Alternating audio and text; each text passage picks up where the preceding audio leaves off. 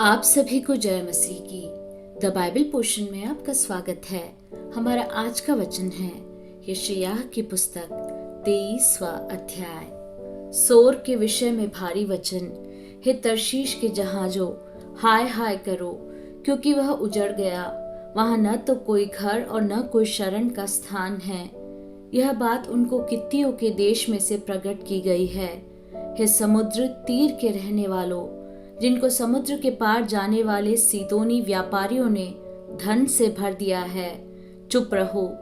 शीहोर का अन्न और नील नदी के पास की उपज महासागर के मार्ग से उसको मिलती थी, क्योंकि वह दूसरी जातियों के लिए व्यापार का स्थान था। हे सीदोन, लज्जित हो, क्योंकि समुद्र ने अर्थात समुद्र के दृढ़ स्थान ने यह कहा है, मैंने न तो कभी प्रसव की पीड़ा जानी और न बालक को जन्म दिया और न बेटों को पाला और न बेटियों को पोसा है। जब सोर का समाचार मिस्र में पहुंचे, तब वे सुनकर संकट में पड़ेंगे।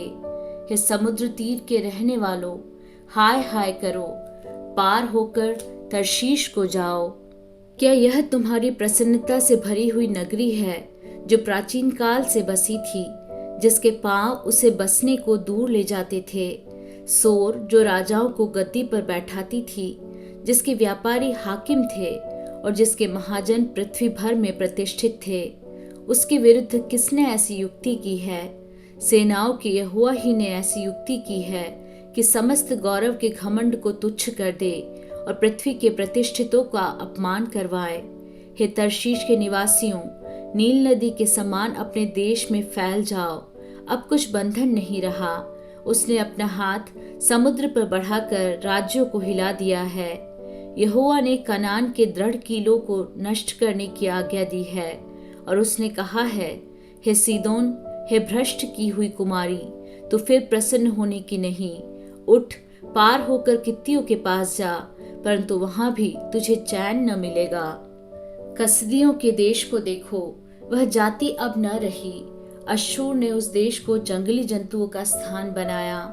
उन्होंने मोर्चेबंदी के अपने गुम्मट बनाए और राजभवनों को ढा दिया और उसको खंडहर कर दिया। हे तर्शीश के जहाजों, हाय हाय करो, क्योंकि तुम्हारा दृढ़ स्थान उजड़ गया है। उस समय एक राजा के दिनों के अनुसार 70 वर्ष तक सोर बिसरा हुआ रहेगा। 70 वर्ष के बीतने पर सोर वैश्या के समान गीत गाने लगेगा। हे बिसरी हुई वैश्या, वीणा लेकर नगर में घूम, भली भांति बजा, बहुत गीत गा, जिससे लोग फिर तुझे याद करें। 70 वर्ष के बीतने पर यहोवा सोर की सुधि लेगा और वह फिर छिनाली की कमाई पर मन लगाकर धरती भर के सब राज्यों के संग छिनाला करेगी। उसके व्यापार की प्राप्ति और उसके छिनाले की कमाई यहोवा के लिए पवित्र की जाएगी।